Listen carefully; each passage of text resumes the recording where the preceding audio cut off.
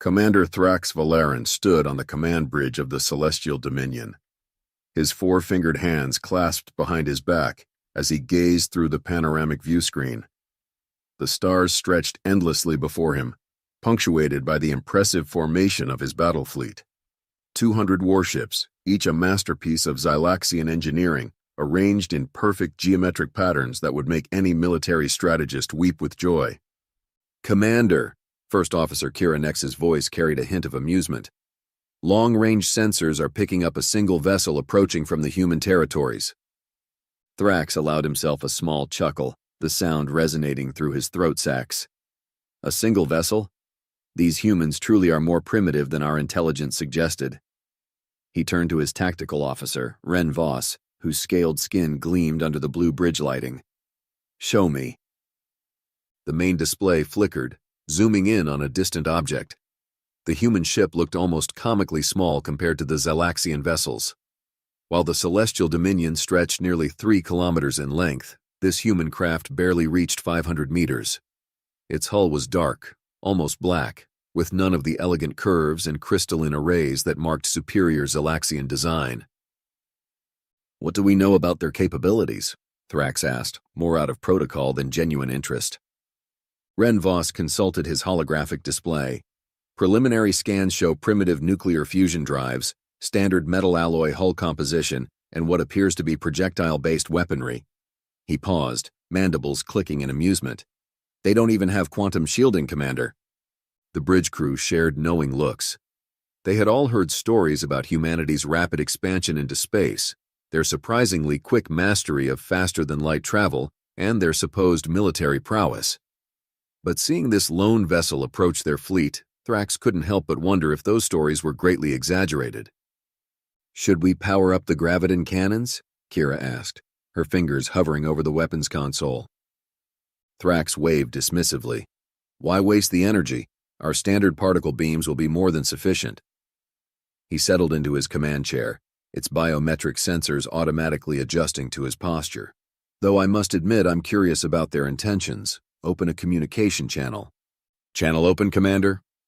Thrax cleared his throat, activating his universal translator. "Attention, human vessel. You have entered restricted Xylaxian space. You face the might of the 7th Fleet of the Celestial Dominion. State your purpose or retreat immediately." The response came through with surprising clarity. No static, no delay, just silence. Complete and absolute silence. Kira frowned at her console. "Commander, they're receiving our transmission, but something's odd about their signal pattern." "Odd how?" "It's too clean. Usually there's some background noise, especially at this distance, but their signal is perfectly clear. As if..." A low alarm began to sound from the tactical station. Ren Voss's scales shifted from their usual green to a worried yellow. "Commander, the human vessel, it's gone." Thrax stood sharply. "Gone? Did they retreat?" "No, sir. One moment it was there, and then nothing. All sensors show empty space." "Impossible." Thrax strode to the tactical station, examining the readings himself. "Check for sensor malfunctions. Nothing simply disappears." The bridge lights suddenly dimmed, emergency power kicking in. Through the view screen, Thrax watched in disbelief as the nearest Xylaxian cruiser erupted in a silent explosion, its quantum shields collapsing as if they were never there. "By the first star," Kira whispered. "Commander, that human ship, it's not primitive at all, is it?" Thrax felt his throat sacs constrict with the first stirrings of fear. "Sound battle stations, now!" Red emergency lights bathed the Celestial Dominion's bridge in an ominous glow as Commander Thrax watched another of his ships rupture into crystalline shards. The human vessel, now visible, moved with impossible grace through his fleet's formation. Its dark hull seemed to drink in the light of nearby stars, making it hard to track even when visible. "Get me a visual on their bridge," Thrax commanded, claws digging into his chair's armrests. The main screen flickered to life, showing the interior of the human vessel. Thrax's inner eyelids blinked rapidly at what he saw. Instead of the chaos he expected, the human bridge crew worked with practiced precision. At their center sat a woman with sharp features and calculating eyes, her uniform bearing the rank insignia that intelligence identified as captain. "You thought we were primitive?" The human captain's voice carried notes of both amusement and steel. "I'm Captain Amanda Chen of the USS Nighthawk, and you, Commander Thrax, are about to learn why humans don't need 200 ships to win a battle." Thrax bristled at her confidence. "All ships converging fire pattern Sigma 9. Target their propulsion systems." The space around the Nighthawk lit up as particle beams from 50 ships converged on its position. But at the last possible moment, the human vessel twisted. Not turned, not accelerated. It twisted in a way that made Thrax's brain hurt trying to process the movement. "Impossible," Renvoss shouted, his scales now a sickly shade of gray. "They're manipulating space-time at a localized level." Kira's fingers flew across her console. "Sir, we can't get a weapons lock. Their hull, it's not just dark, it's—" "Wait." She paused, mandibles clicking in disbelief. "The readings suggest their entire ship exists in multiple quantum states simultaneously." "What in the void are you talking about?" Thrax demanded. Before Kira could respond, the Nighthawk appeared directly above them, so close that Thrax could see the subtle patterns in its obsidian hull. Text became visible along its side. "USS Nighthawk, Quantum Shade Class." Captain Chen's voice came through again. "You know what your biggest mistake was, Commander? Assuming that because we still use nuclear fusion and metal alloys, we stopped innovating in other areas. While you were perfecting your quantum shields, we were learning to bend reality itself." The Nighthawk vanished again, reappearing seconds later between 3 Zalaxian destroyers. Strange, shimmering projectiles launched from its sides. Where they struck, ships simply ceased to exist. Their matter converted to energy so efficiently that they didn't even explode. "Status report," Thrax bellowed. Renvoss's voice shook. 27 ships destroyed. No survivors detected. They're not using conventional weapons, sir. Each projectile creates a localized quantum singularity. Our shields, they're useless against weapons that exist in all quantum states at once." Thrax watched as the Nighthawk continued its deadly dance through his fleet. Its movements defied conventional physics, appearing to move in multiple directions simultaneously. Sometimes it seemed to arrive at a location before it had even left its previous position. "Sir," Kira called out, her voice tight with tension, "I'm detecting massive energy buildup from the human vessel, but the pattern, it's like nothing in our database." Through the view screen, Thrax saw the Nighthawk's hull begin to ripple, as if the metal itself was becoming liquid. Patches of its surface turned transparent, revealing glimpses of what looked like the void between stars themselves. Captain Chen's image appeared on their screen again. She was smiling, but her eyes remained cold. "Commander, would you like to see what happens when we fully engage our quantum drive? Your sensors might want to look away. This tends to get messy." The Nighthawk's hull now appeared to be made of living shadow, tendrils of darkness reaching out into space around it. Where these tendrils touched Xylaxian ships, reality itself seemed to unravel. "All ships, evasive maneuvers," Thrax ordered, but he already knew it was too late. His mighty fleet, pride of the celestial dominion, was facing something beyond their comprehension. Something that turned their technological superiority into a cruel joke. As he watched another wave of his ships disappear into quantum singularities, Thrax realized humanity hadn't been playing catch-up to the galaxy's powers. They'd been playing an entirely different game. Chaos erupted across the Xylaxian fleet's command network as ship after ship reported system failures. Commander Thrax watched his perfectly orchestrated formation dissolve into disarray. The Nighthawk had somehow infected their quantum communications array with what humans called a computer virus. But this was unlike anything their cyber defense systems had ever encountered. "Commander," Renvoss called out, panic evident in his voice. "The virus isn't just disrupting communications, it's learning, adapting. Every countermeasure we deploy becomes part of its evolution." Through the static-filled command channel, Thrax heard his ship captains shouting over each other. "Formation Theta is compromised. The human vessel is split into 3, no 4. Which one is real? They're all reading as real. By the void, what are these beings?" A new voice cut through their tactical channel, smooth and controlled. This is Lieutenant Commander Marcus Rodriguez, USS Nighthawk Tactical Officer. I must say your encryption algorithms are fascinating. Mind if we borrow them? Kira's console erupted in warnings. Sir, they're not just breaking our codes, they're using our own encrypted channels to transmit attack commands to our ships. Thrax slammed his fist on his command chair. Shut down all communication systems. Return to basic light speed signaling. But the humans had anticipated this. The Nighthawk suddenly released what appeared to be thousands of small, crystalline objects into space.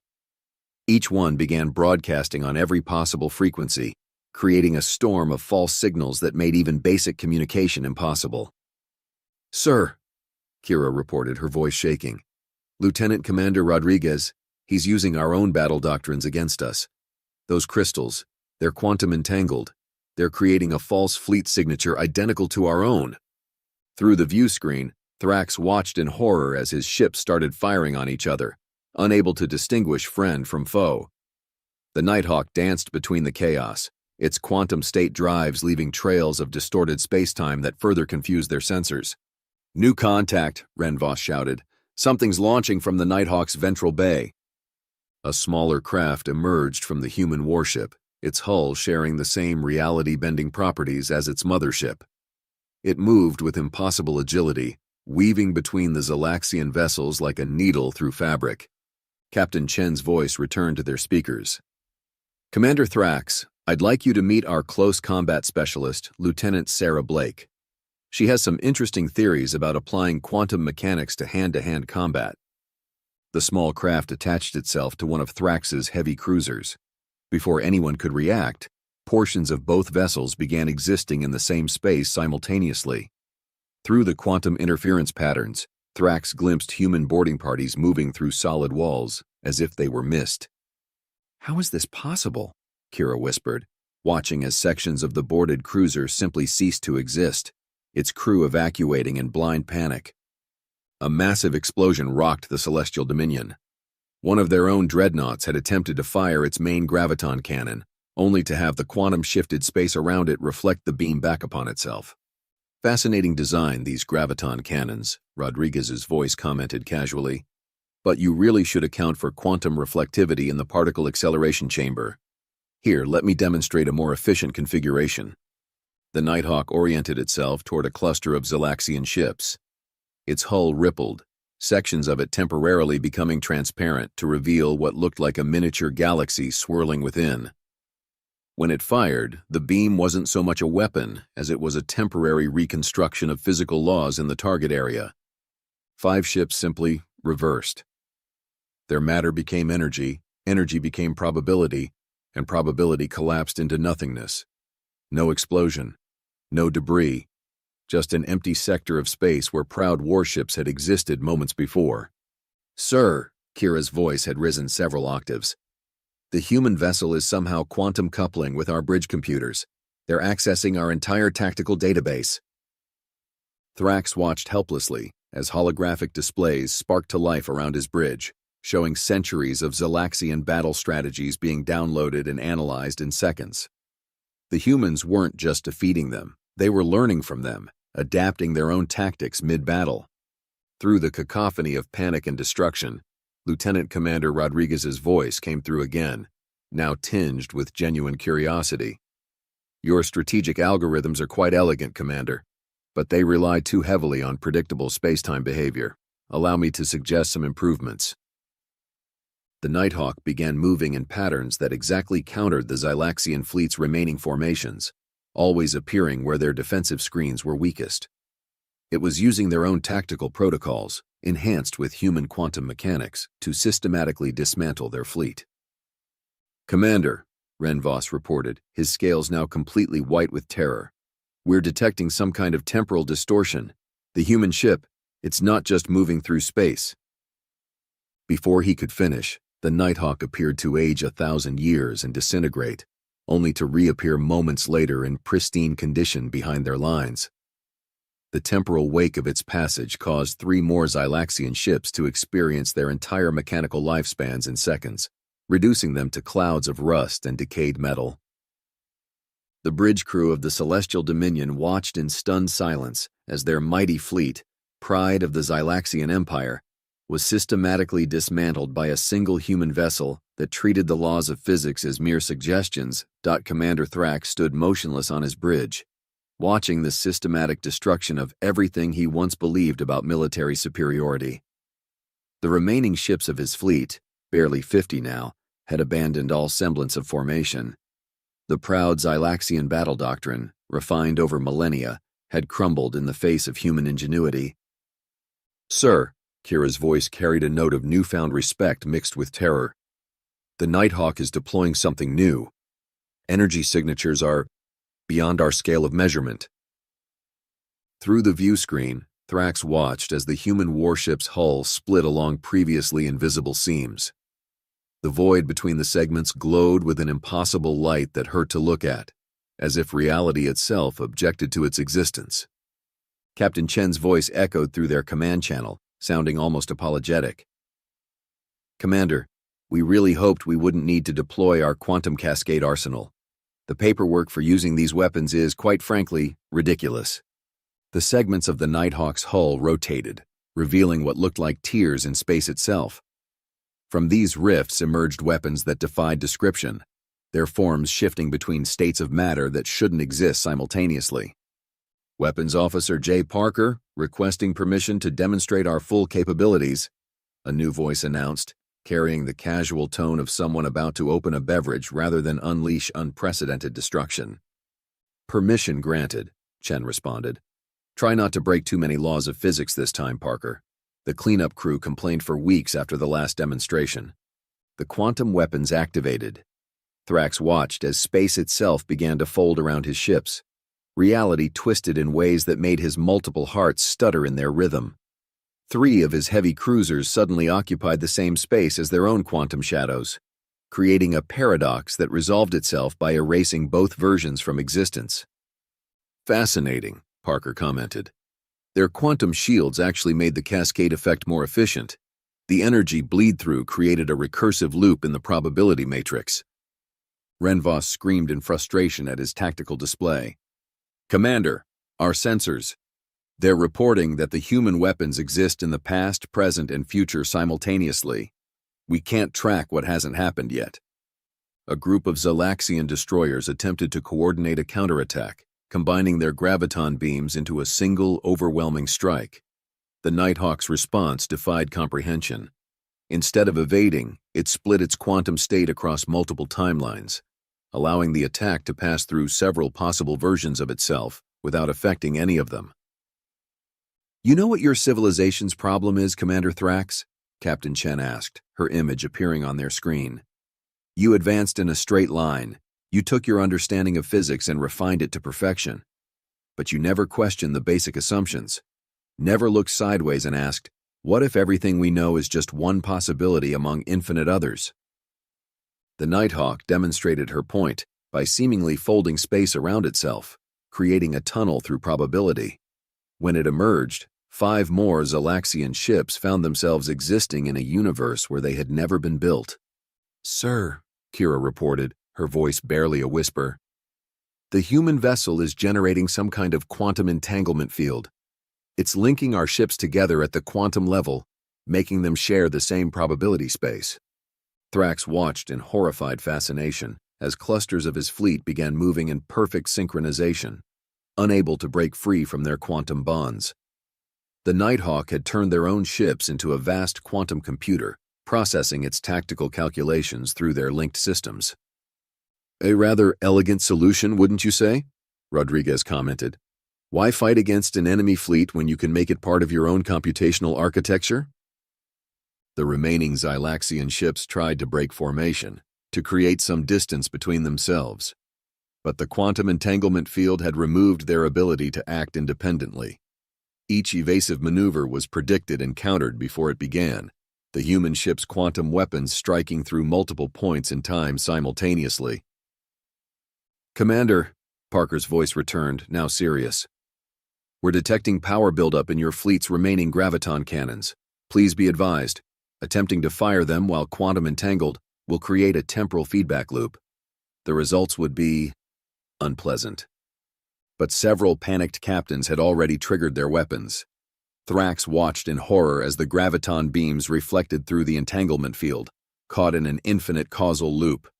Ships began aging centuries in seconds, their crews experiencing multiple lifetimes simultaneously. "Remarkable," Parker observed. "They've created a self-sustaining temporal recursion. Captain, permission to collect some readings? The physics department back home will want to study this." The Nighthawk hung in space like a dark predator, its quantum weapons still deployed but temporarily silent. Around it, the once mighty Xylaxian fleet had been reduced to a scattered collection of vessels trapped in various states of quantum uncertainty. Thrax felt something he had never experienced in his centuries of military service: absolute fundamental doubt in everything he understood about warfare. The humans hadn't just defeated them. They had rewritten the rules of combat itself. Commander Thrax looked at the remnants of his fleet, now reduced to 32 ships trapped in quantum entanglement. His mighty flagship, the Celestial Dominion, sparked and shuddered as systems failed under the strain of existing in multiple quantum states. "Sir," Kira announced, her voice carrying the weight of inevitability, "engineering reports our quantum core is destabilizing. We have maybe 10 minutes before total containment failure." Thrax straightened his spine, mandibles clicking with determination. "Then we make these 10 minutes count. All remaining ships divert power to weapons. If we're going down, we'll show these humans the true meaning of Xylaxian courage." "An admirable sentiment," Captain Chen's voice carried across their bridge. "But before you commit to this course of action, I suggest you look at your long-range sensors." The tactical display flickered, showing a vast region of space behind the Nighthawk. The void itself seemed to ripple and twist, probability waves cascading across the sensor readings. "What you're seeing," Lieutenant Commander Rodriguez explained, "is the quantum wake of our passage through this sector. We've essentially rewritten the underlying fabric of space-time. Any conventional weapons fire will trigger a cascade of temporal anomalies." Ren Voss analyzed the readings, his scales shifting to a deep purple of despair. "Commander, he's right. If we fire our weapons, the quantum destabilization will tear our ships apart from the inside out." "You're bluffing," Thrax declared, but uncertainty crept into his voice. Even humans couldn't have altered space itself to such an extent. The Nighthawk's response was simple yet devastating. Its hull began to glow with that same impossible light, and suddenly every Xylaxian ship saw themselves through quantum probability. Thousands of possible futures played out simultaneously on their sensors, each showing a different way their destruction could unfold. "Want to know something interesting about human history?" Captain Chen asked conversationally. "We spent centuries fighting each other before we reached the stars, and in all that time, our greatest advances came not from trying to build bigger weapons, but from understanding the fundamental nature of reality itself." As if to demonstrate her point, the Nighthawk began to fluctuate between different states of existence. In one moment, it was a massive battleship, in another, a fleet of smaller craft, then a cloud of quantum energy that defied classification. "You see, Commander," Parker added, "while the rest of the galaxy focused on mastering the physics you could observe, we humans asked questions about what lay beneath. Why accept one set of physical laws when you could pick and choose the ones that best suit your needs?" Thrax watched as his remaining ships tried to coordinate one final attack. The sight would have been inspiring if it wasn't so futile. The Nighthawk simply shifted probability around them, causing their weapons to fire in universes where they had already been destroyed. "Sir," Kira said softly, "we're receiving a transmission from their quantum weapons officer." "You know what I find remarkable?" Parker's voice held genuine curiosity. "Your quantum shields are actually quite brilliant. In any normal circumstance, they'd be nearly impenetrable. But you designed them to operate in linear time, never considering that someone might attack from multiple temporal vectors simultaneously." The Nighthawk demonstrated this point by firing a single quantum torpedo. Instead of traveling through space, it appeared to split into countless versions of itself, each existing in a slightly different probability state. When they converged on a Xylaxian cruiser, the ship didn't explode. It simply ceased to exist in all possible timelines. "Commander Thrax," Captain Chen's tone grew serious, "in about 3 minutes, your quantum core will reach critical destabilization. In the timeline where you continue this fight, your entire fleet collapses into a quantum singularity. But there are other possibilities. Thrax looked at his bridge crew, seeing the same realization in their eyes. They had not just been defeated. They had been fundamentally outmaneuvered on a level they hadn't known existed. What are your terms, Captain Chen? Simple. Withdraw your forces from this sector. Return to your superiors with the data we've allowed your sensors to collect. Show them exactly what happened here today. Let them understand that humanity isn't interested in conquest or subjugation.